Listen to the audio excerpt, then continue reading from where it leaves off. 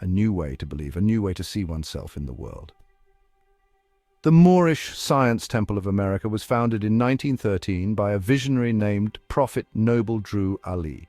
It was a time of great change and hardship for so-called black people in America. The Moorish Science Temple of America is an American national and religious organization. Noble Drew Ali put together elements of major traditions to develop a message of personal transformation through historical education, racial pride, and spiritual uplift. His doctrine was also intended to provide African Americans with a sense of identity in the world and to promote civic involvement. The early 20th century was marked by racial segregation, economic disparity, and social injustice.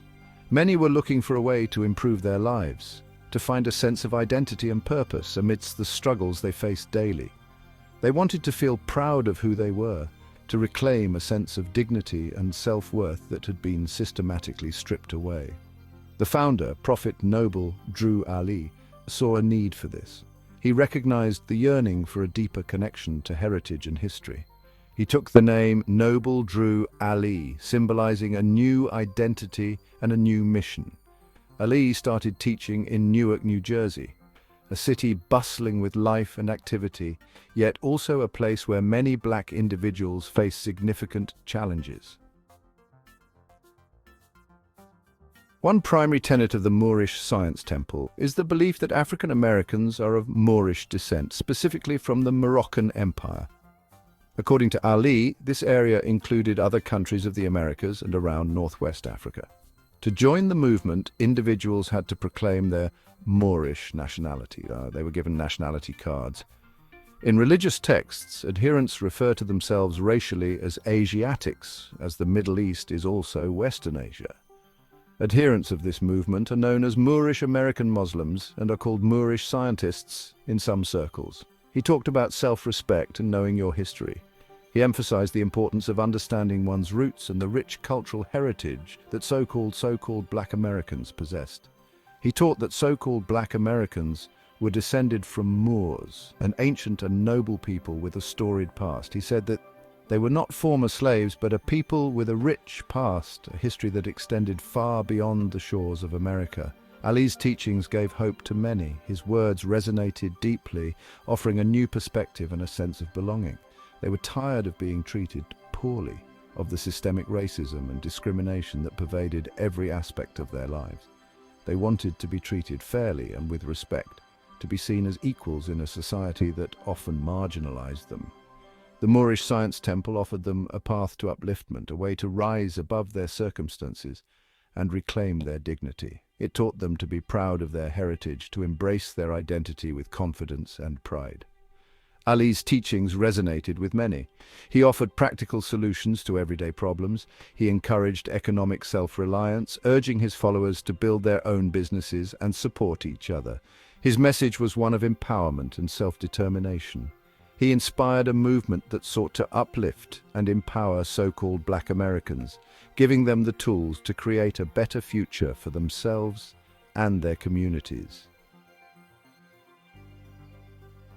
The Moorish Science Temple of America was incorporated under the Illinois Religious Corporation Act 805 ILCS 110.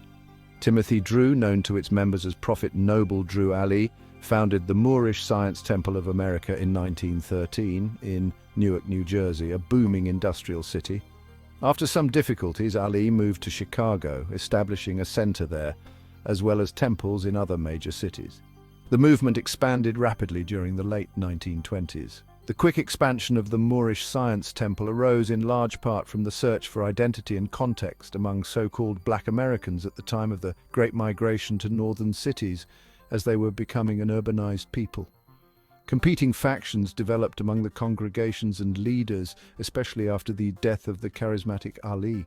3 independent organizations developed from this ferment. The founding of the Nation of Islam by Wallace Fard Muhammad in 1930 also created competition for members. In the 1930s, membership was estimated at 30,000, with 1/3 in Chicago. During the post-war years, the Moorish Science Temple of America continued to increase in membership, albeit at a slower rate. Noble Drew Ali was a mysterious figure. He traveled the world, learning from different cultures. What we do know is that Noble Drew Ali was a charismatic leader. He was a powerful speaker. He attracted many followers. He taught that so-called black people were not inherently inferior. He rejected the idea of white supremacy. He taught that so-called black people could achieve greatness. Noble Drew Ali's teachings were controversial for the time. He challenged the status quo. He empowered black people to see themselves differently. He gave them a new identity. Ali's message was one of hope and liberation. He taught self-reliance and upliftment. He believed in the power of education. He saw the Moorish Science Temple as a vehicle for social change. Ali taught that all so-called African Americans are Moors, descended from the ancient Moabites, and taught that the kingdom of Moab evolved into modern Morocco. His claim does not align with peer-reviewed studies of human history such as the genetics of so-called African Americans and genetic history of sub-Saharan Africa. He claimed that Islam and its teachings are more beneficial to so-called African American salvation and that their true nature had been withheld from them. In the traditions Ali founded, male members of the temple wear a fez or turban as head covering. Women wear a turban. Noble Drew Ali's followers added the suffixes Bey or El to their surnames to signify a connection to Moorish heritage and assert a new identity as Moorish Americans. This practice helped establish a distinct identity, acknowledging the loss of ancestral American and African tribal names while communicating their new identity.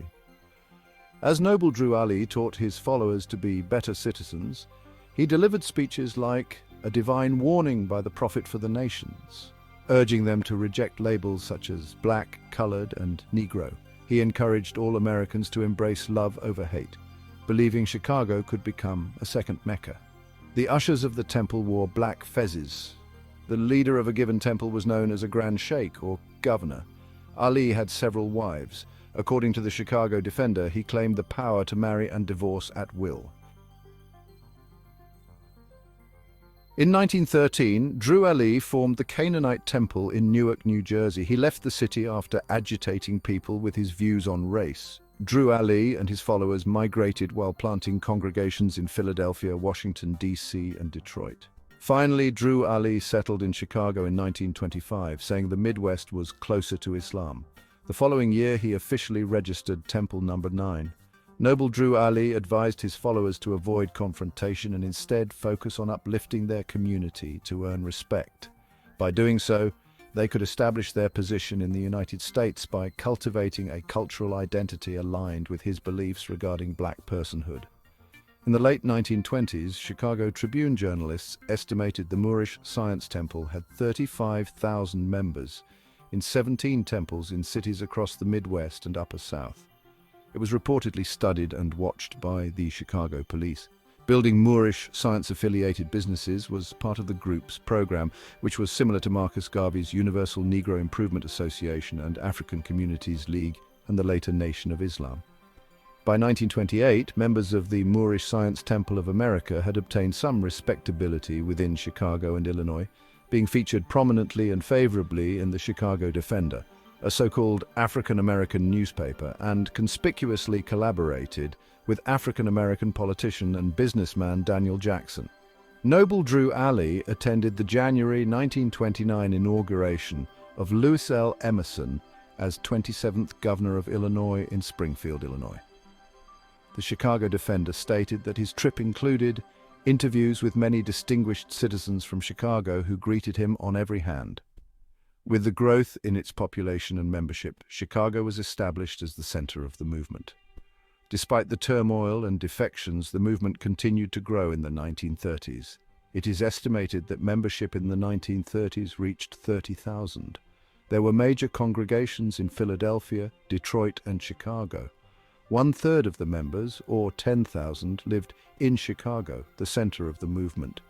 There were congregations in numerous other cities where so-called African Americans had migrated in the early 20th century. The group published several magazines. One was the Moorish Guide National.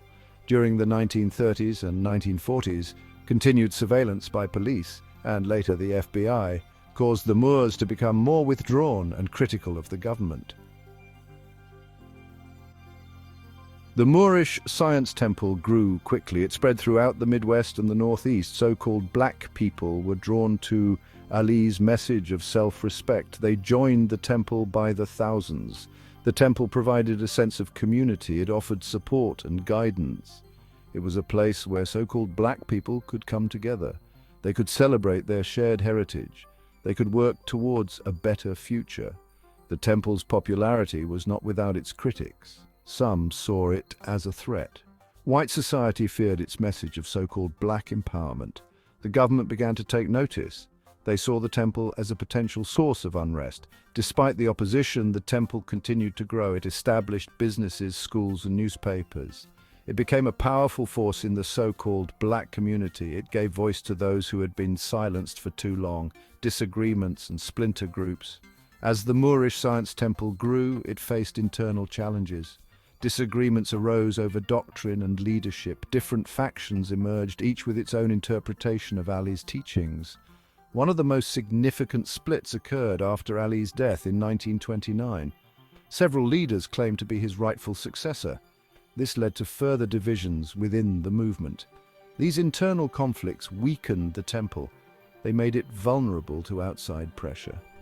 The government saw an opportunity to exploit these divisions. They used them to undermine the movement. Despite the challenges, the Moorish Science Temple persevered. It continued to attract new members. It remained a powerful symbol of so-called black pride and self-determination. During the 1920s to 2025, the Moorish Science Temple, specifically the Kirkman Bay faction, came to the attention of the FBI, who investigated claims of members committing subversive activities by adhering to and spreading Japanese propaganda. The investigation failed to find any substantial evidence, and the investigations were dropped. The federal agency later investigated the organization in 1953 for violation of the Selective Service Act of 1948 and sedition.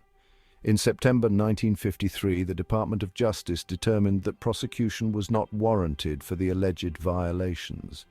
The file that the FBI created on the temple grew to 3,117 pages during its lifetime. They never found any evidence of any connection or much sympathy of the temple's members for Japan.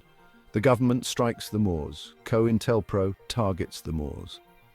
This chapter delves into the covert operations carried out by the FBI against the Moorish Science Temple, a religious and cultural organization that had been under scrutiny for years. The FBI had been watching the Moorish Science Temple for years. The temple, founded in the early 20th century, was seen as a beacon of hope and empowerment for so-called African Americans, promoting self-identity and cultural pride. They saw it as a potential threat to national security. The FBI's concern was rooted in the temple's growing influence and its potential to inspire a sense of autonomy and resistance among so-called black communities. In the 1950s, the FBI launched COINTELPRO. This counterintelligence program was aimed at surveilling, infiltrating, discrediting, and disrupting domestic political organizations deemed subversive. This was a secret program designed to disrupt and discredit so-called black activist groups. The FBI's tactics were ruthless and often illegal, targeting groups that sought to challenge the status quo and fight for civil rights. The Moorish Science Temple was a prime target of COINTELPRO. The FBI viewed the temple's teachings and its emphasis on so-called black empowerment as a direct challenge to their authority.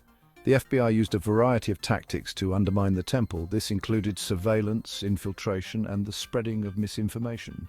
They infiltrated its ranks with informants. These informants were tasked with gathering intelligence and sowing discord within the organization. They spread false rumors and propaganda. The FBI used media outlets to disseminate misleading information, aiming to tarnish the temple's public image. They instigated violence and discord within the movement. By creating internal conflicts, the FBI hoped to weaken the temple's unity and effectiveness. The FBI's goal was to sow chaos and confusion. They believed that by destabilizing the temple from within, they could prevent it from achieving its objectives. They wanted to discredit the temple in the eyes of the public. Public perception was crucial, and the FBI aimed to turn public opinion against the temple. They wanted to destroy it from within. By eroding trust and creating paranoia, the FBI sought to dismantle the temple's organizational structure. The FBI's campaign against the Moorish Science Temple was highly effective. The temple's leaders found it increasingly difficult to maintain cohesion and morale among their members. It created distrust and paranoia within the movement. Members began to suspect each other of being informants, leading to a breakdown in communication and solidarity.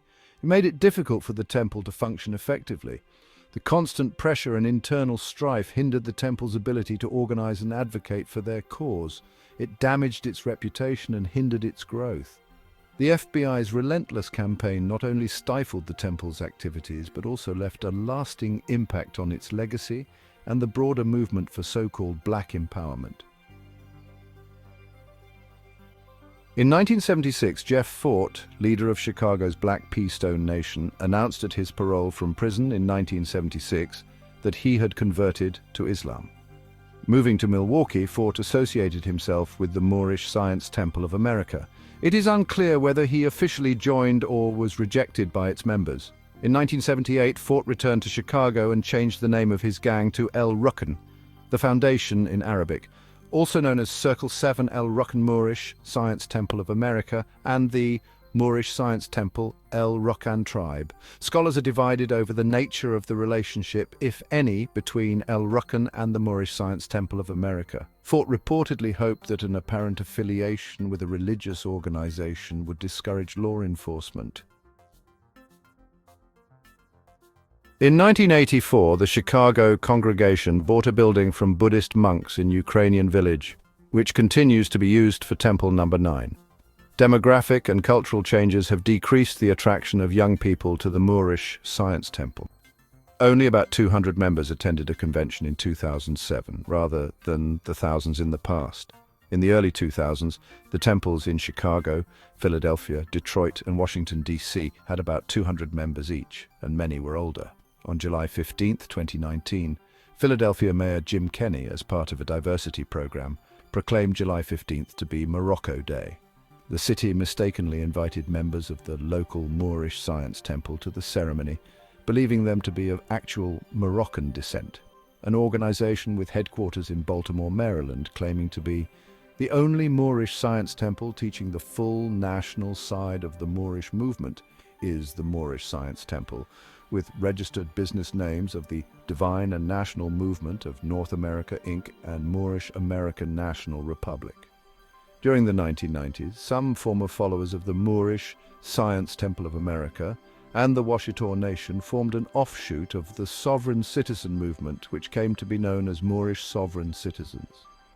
Members believed the United States federal government to be illegitimate, which they attribute to a variety of factors including Reconstruction following the U.S. Civil War and the abandonment of the gold standard in the 1930s. The number of Moorish sovereign citizens is uncertain, but estimated to range between 3,000 and 6,000, organized mostly in small groups of several dozen. Moorish sovereign citizens believe so-called black people constitute an elite class within American society, despite the fact that much of their underlying ideology originated among white supremacist groups. The Southern Poverty Law Center classifies Moorish sovereign citizens as an extremist anti-government group. The group's tactics include filing false deeds and property claims, false liens against government officials, frivolous legal motions to overwhelm courts, and invented legalese used in court appearances and filings. Various groups and individuals identifying as Moorish sovereign citizens have used the unorthodox quantum grammar created by David Wynn Miller. An article syndicated by the Associated Press states that the temple has disavowed any affiliation with Moorish sovereign citizens, calling them radical and subversive fringe groups, and also states that Moorish leaders are looking into legal remedies. The article also quotes an academic who has been advising authorities on how to distinguish registered temple members from imposters in the sovereign citizen movement. The legacy of Noble Drew Ali, still inspiring today. Noble Drew Ali, a visionary leader and founder of the Moorish Science Temple of America, left an indelible mark on history. His teachings and philosophies continue to inspire and guide many, even decades after his passing. Despite the efforts of the FBI to dismantle the organization, the Moorish Science Temple survived. The resilience of its members and the enduring power of Ali's message ensured that the temple would continue to exist, albeit in a smaller form. Today, the Moorish Science Temple continues to be a beacon of hope and unity for its followers. Though it may not have the same widespread influence it once did, its presence is still felt in communities across the nation. The teachings of Noble Drew Ali remain a source of inspiration and guidance for many. Noble Drew Ali's teachings still resonate with many. His emphasis on self-knowledge, cultural pride, and spiritual enlightenment has left a lasting impact. Followers gather to discuss and celebrate his teachings, finding relevance in his words even in today's world. His message of self-respect and cultural pride remains relevant. In a world where identity and heritage are often challenged, Ali's teachings provide a foundation for individuals to stand tall and proud of their roots. Community activities and cultural pride events continue to echo his message. Ali's legacy is complex and contested. While some view him as a revolutionary leader who empowered the black community, others see his teachings as controversial. The debates around his legacy highlight the multifaceted nature of his impact. He was a controversial figure in his own time. His bold ideas and unorthodox methods often put him at odds with mainstream society, yet it was this very controversy that brought attention to his cause and sparked important conversations about identity and empowerment. His teachings have been subject to different interpretations. Scholars and followers alike have debated the true meaning and intent behind his words. These discussions continue to shape the understanding and evolution of the Moorish Science Temple. However, there is no doubt that he had a profound impact on the black community. His message of self-empowerment and cultural pride resonated deeply, inspiring many to take pride in their heritage and strive for a better future. Ali's greatest contribution was perhaps his ability to instill a sense of pride in his followers. Through his teachings, he encouraged individuals to embrace their identity and heritage, fostering a sense of belonging and purpose. He taught them to embrace their heritage. By reconnecting with their roots, followers found strength and unity. This sense of cultural pride and self-respect became a cornerstone of the Moorish Science Temple's philosophy. He gave them a sense of belonging and purpose. In a society that often marginalized them, the Moorish Science Temple provided a sanctuary where they could find acceptance and support. Ali's teachings offered a roadmap to personal and communal growth. The Moorish Science Temple may no longer be the force it once was. Its influence has waned over the years and its membership has decreased. However, the spirit of the temple and the teachings of Noble Drew Ali continue to inspire those who seek them out, but its legacy lives on. The principles and values that Ali instilled in his followers have transcended time, continuing to shape the lives of those who embrace them. The Moorish Science Temple remains a symbol of resilience and cultural pride. It stands as a testament to the enduring power of black self-determination. The legacy of Noble Drew Ali and the Moorish Science Temple is a powerful reminder of the strength and resilience of the black community. It serves as a reminder that the struggle for equality is far from over. The teachings of Noble Drew Ali continue to inspire new generations to fight for justice, equality, and self-respect. His legacy is a beacon of hope and a call to action for all who seek a better future.